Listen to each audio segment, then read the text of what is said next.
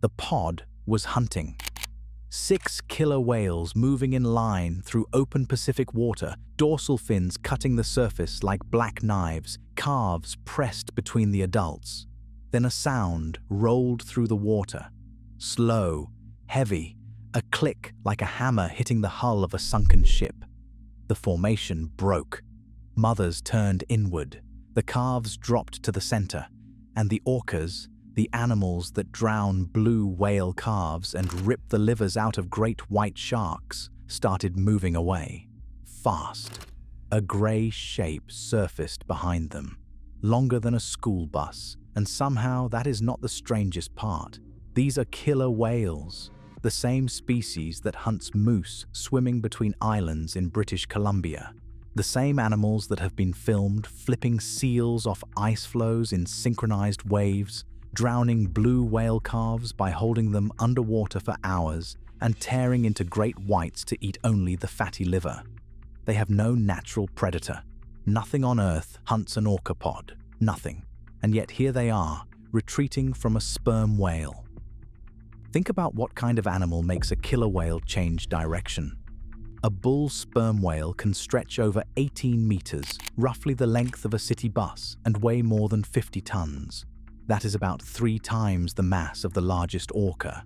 Big, yes, but size alone does not make an apex predator afraid.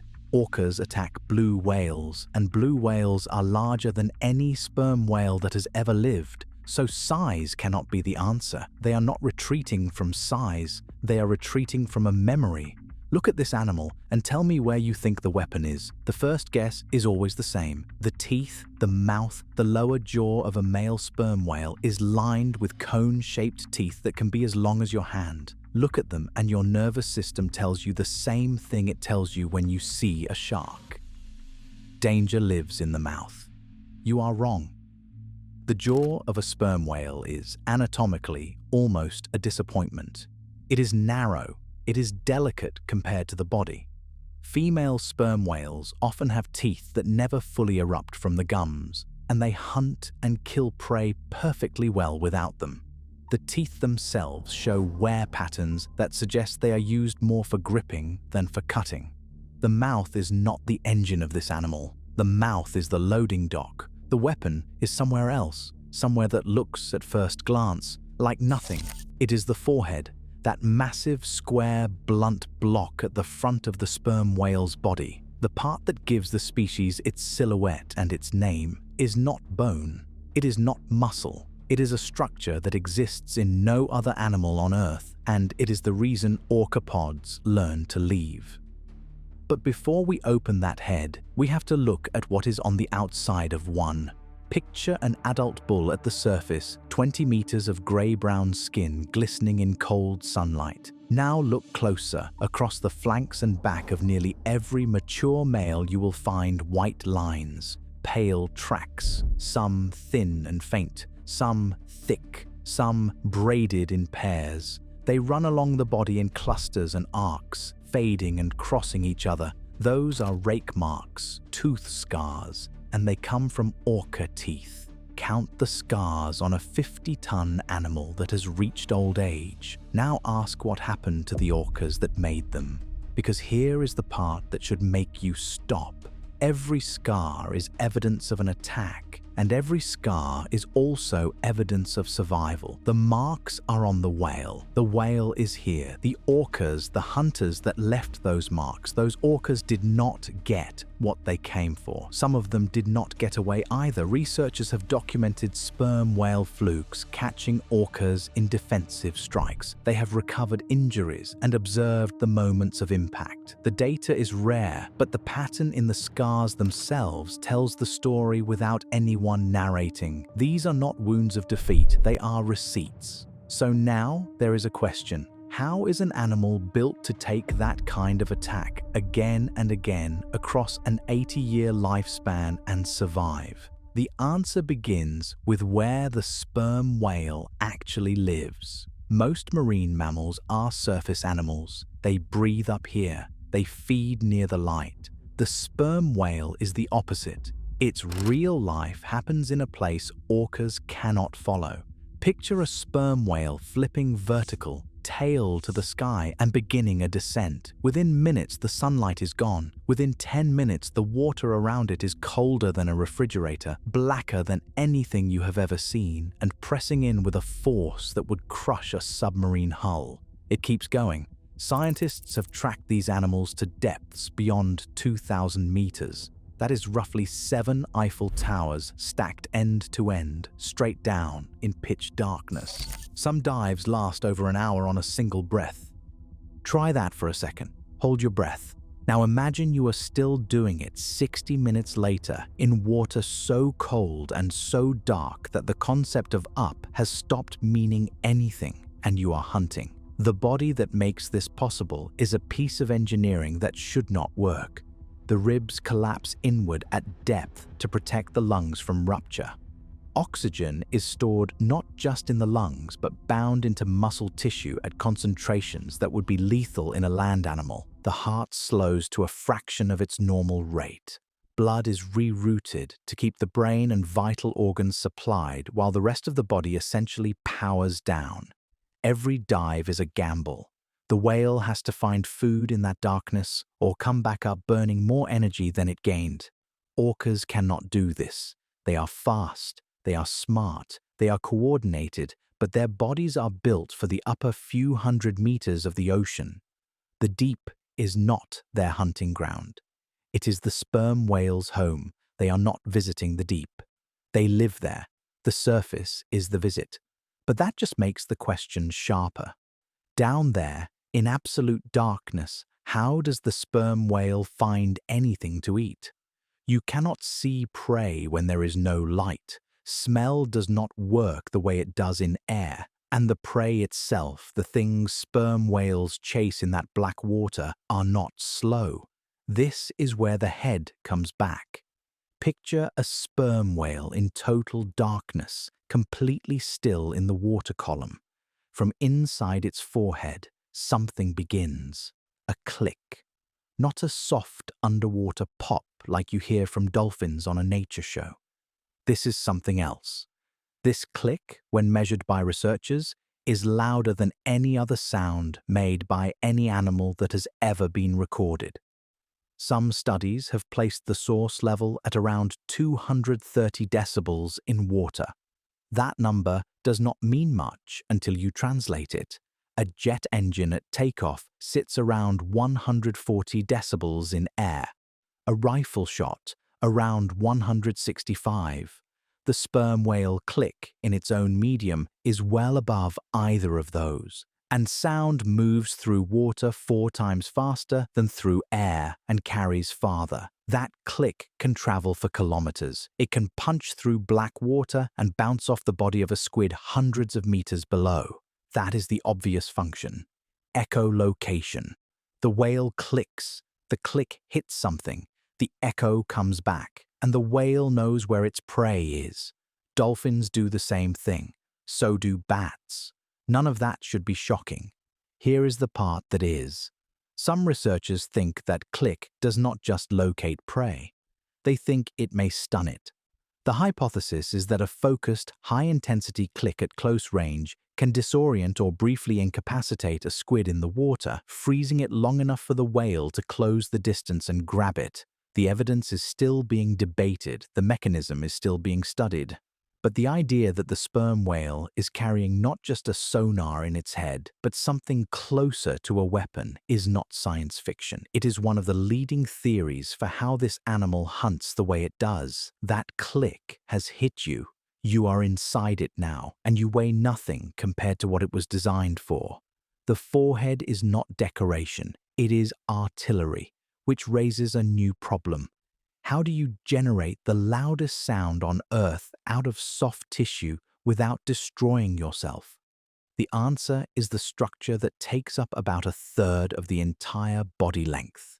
Inside the sperm whale's head, the front section is filled with a waxy, oil-rich organ called the spermaceti organ. It can hold something like 1,900 liters of a substance that is liquid wax at body temperature. Behind it sits another fatty mass called the junk, At the very front of the head, hidden inside the structure, are a pair of phonic lips, which whale biologists sometimes call monkey lips. This is where the click is born. Air gets forced through the monkey lips. The pulse of sound shoots backward through the spermaceti organ, hits an air sac at the rear of the head, bounces forward through the junk, and gets focused into a tight directional beam that exits the front of the whale.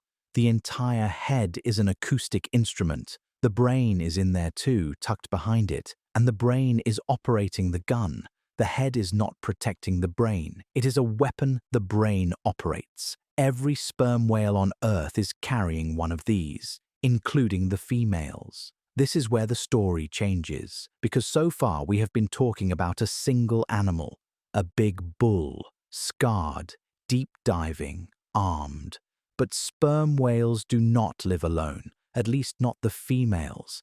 They live in tight matrilineal groups, mothers, daughters, aunts, calves. And when those groups are threatened, they do something that breaks orca strategy completely. They form a circle. The adults turn inward, heads pressed together, bodies radiating outward like petals of a flower. Whale biologists call it the marguerite formation, after the daisy. The calves go into the center. The tails of the adults face out in every direction. And the tail of an adult sperm whale is not a flag. It is a slab of muscle wider than a king-size bed, capable of delivering a strike with enough force to break bone.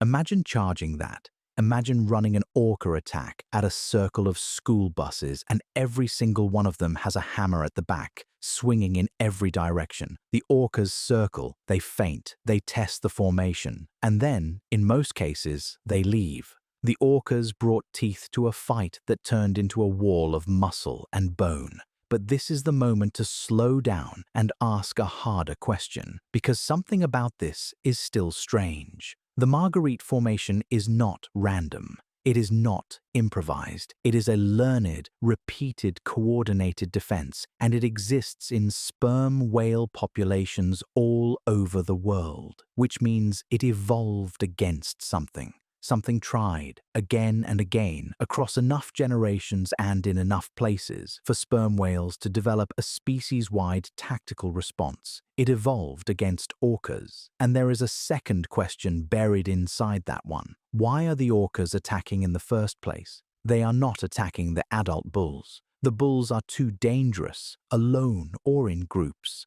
They are not attacking the females, who hit back with the wall. So what are they trying to reach? The answer is in the middle of the flower.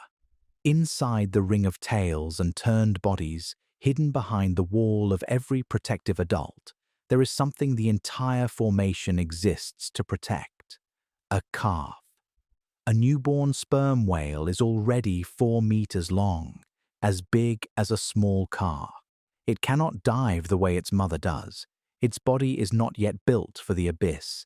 It has to stay in the upper water column while the adults feed below, and it has to surface to breathe far more often than they do. Which means there are moments, every single day, when a calf is alone near the surface while the rest of its family is somewhere 1,000 meters down. This is the part that stops being impressive and starts being uncomfortable, because an orca pod does not need to defeat a 50-ton bull to eat. It needs to find a moment when the females are still descending, or surfacing, or distracted. A moment when one calf drifts a few meters too far from the group. The orcas are coordinated. They are patient. They are exactly the kind of hunter that exploits gaps in a defense. And the entire architecture of sperm whale social behavior, the constant babysitting, the staggered diving where some females stay shallow while others feed deep, the speed with which a pod converges when something approaches, all of it exists because those gaps are real. The wall is not for the whales who built it. It is for the one inside. So orcas do hunt sperm whales. They just do not hunt the ones we picture. The targets are calves, juveniles, and the rare adult that is sick or injured. There are documented predation events. They happen. And they reveal the truth that softens nothing about this story. Orcas are not afraid of sperm whales as a species. They are afraid of specific sperm whales, the healthy ones, the big ones, and most of all, the bulls. Which raises the next question.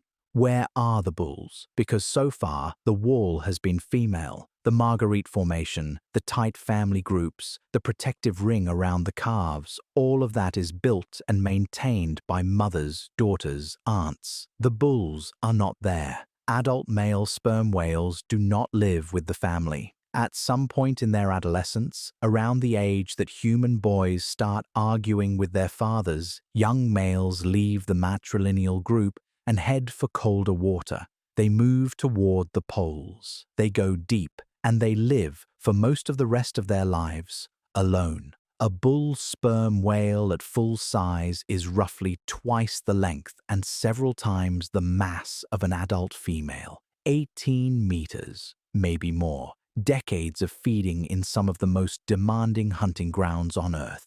They surface in cold polar seas, exhaling slowly, scarred and isolated, and then they go back down into water no other large mammal can follow. Picture a 50-ton animal that has spent 30 or 40 years alone, fighting things in the dark you have never seen. Now picture it returning to the breeding grounds, because they do return. Every few years, the bulls move back toward the warmer waters where the females and calves live. They are not there to help raise anyone. They are there to mate, and sometimes to fight other bulls for the right to do so. And then they leave again. The largest, scarred, battle-tested males are not part of the family. They are the standing army. And here is the second twist hidden inside that. The orcas know this too. The pods that have learned generation by generation to avoid sperm whales did not learn it from the females. They learned it mostly from the bulls. From the moments when a hunting attempt brought them into contact with one of these solitary, silent, deep-diving veterans. From the moments when the click came first and the body came second, and the orca that pressed in too close did not come back, which finally lets us ask the question the whole story has been building toward. What is the bull doing down there, alone, for decades, that turned it into the only animal an orca pod will refuse to engage? The answer is not orcas. It is something stranger. In the stomachs of sperm whales, researchers have found by the thousands the indigestible beaks of squid, small squid, medium squid, and occasionally beaks from animals so large they have only been seen intact a handful of times in human history. The giant squid, the colossal squid, cephalopods with arms longer than a city bus, and intelligence we still do not fully understand. Animals that, until very recently, most people thought were myths.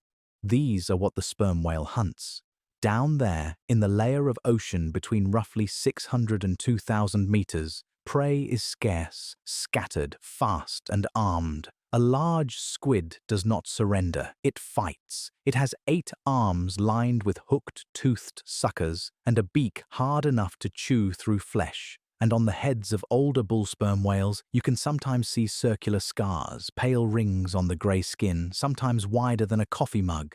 Those are sucker marks from prey. Remember the click. It was not designed to scare orcas. It was designed for something stranger. The forehead, the spermaceti organ, the 230 decibel pulse, the ability to dive for an hour into water that would crush almost anything else. The bulk, the scarred body, the solitary range, the patience, the brain wired into a focusing system that exits the front of the head like a beam. All of it was shaped by a war humans almost never get to watch. A war between giants and squid in the deep ocean. The orcas inherited a problem the squid created. The bull sperm whale is not built to fight killer whales. It is built to fight something the killer whales would not survive 30 seconds with. And when an orca pod presses an attack on a healthy adult sperm whale, it is engaging an animal whose ordinary day involves combat with prey larger and more dangerous than the orca itself. Which is why most encounters between orcas and sperm whales do not become fights at all. What they become is something quieter. The orcas approach. The sperm whales detect them. The clicks change. The formation begins to assemble. The females tighten. The calves drop into the center.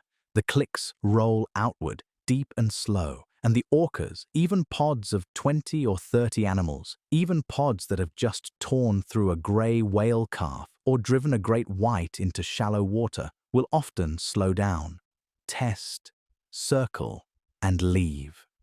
There is a documented case from the eastern tropical Pacific where researchers watched a large group of orcas approach a pod of sperm whales and then disengage without a single contact. The sperm whales formed the wall, the clicks went out, the orcas stayed at a distance, observed, and then moved off. 30 hunters, walking away. Think about what that means about what the bull was prepared to do. The fear is not just physical, it is informational. The orcas know, and this is where the story turns into something that feels almost impossible to believe until you realize it is supported by some of the most interesting research in marine biology in the last few decades. Killer whale pods are not just social, they are cultural. Behaviors, hunting techniques, calls, dialects, food preferences, they are taught, passed down, from mother to calf, in matrilineal groups that can hold knowledge across generations. An orca calf does not start over from scratch. It inherits its mother's experience, including, almost certainly, what to fear. So this is not a fight. This is a memory being honored. Now, if the story ended here, it would already be one of the strangest predator-prey relationships in the ocean. The apex predator with no enemies, kept in check by inherited fear of an animal it almost never directly fights. But there is one more reversal, and it is the one that hurts. Because the sperm whale, this scarred, sound-armed, deep-diving veteran, did face one predator it could not deter. Not orcas. Us. For nearly 3 centuries, beginning in the early 1700s, humans hunted sperm whales on an industrial scale. We hunted them for the same head that made them deadly. The spermaceti organ, the structure that focuses the click, contained a liquid wax that, when refined, burned cleaner than any other oil available in that era. It lit the lamps of cities. It lubricated the precision machinery of the early industrial revolution. The same head that carried a sound cannon ended up powering streetlights, watchmakers' tools, and naval equipment for generations. The whale's weapon was, to us, a commodity. The harpoons did not care about formations. The Marguerite formation, the defense that broke orca attacks for thousands of years, was useless against a wooden ship with iron weapons. The wall pulled the whales together. The whalers killed them in place. By the time industrial whaling ended in the late 20th century, after roughly 1 million sperm whales had been killed in that single century alone, the global population had collapsed. Some researchers estimate that the total population may have been reduced by something close to 70% during the peak whaling era. Entire oceanic regions went quiet. The clicks that had filled deep water for millions of years dropped to a fraction of their former density. The orcas were afraid. We were not. And we had harpoons. The animal that scared the apex predator could not scare us. Sperm whale populations are still recovering. They have legal protection across most of the world. They are still here. The bulls still dive. The pods still form. The wall still goes up when something approaches the center of the flower. And somewhere in the Pacific, right now, in water you will never see, a calf is being kept alive by the same defense that has worked for 100,000 years. Which brings us back to the beginning. A pod of orcas in open water, hunting formation, 6 killer whales moving in line. A sound rolls through the water, a click, heavy and slow. The mothers turn inward, the calves drop to the center. The orcas begin to move away. Now look at it again. The orca pod is fast, coordinated, intelligent, and dominant in every ocean it enters. The youngest orca in that pod has never seen a sperm whale kill anything, has never been struck by a fluke, has never been disoriented by a close-range click, and yet it knows. It knows from its mother. Its mother knew from hers. Somewhere, generations back, an ancestor pressed in too close, and the lesson became part of the family's inheritance, the way a scar becomes part of a body. The orcas were not running from a whale. They were running from a story their mothers told them, and the whale, surfacing slowly behind them, blowing once through the angled spout on its head, lifting its tail into the cold air before sliding back into water that swallows it whole. The whale is not chasing. It does not have to. The water carries the memory for it. The ocean does the rest. The dorsal fins disappear into the distance, and the sperm whale, alone now, hangs at the surface for one more breath. Then the tail rises, water falls from it like rain, and the body tilts down into a darkness that has been keeping its secrets for a very long time.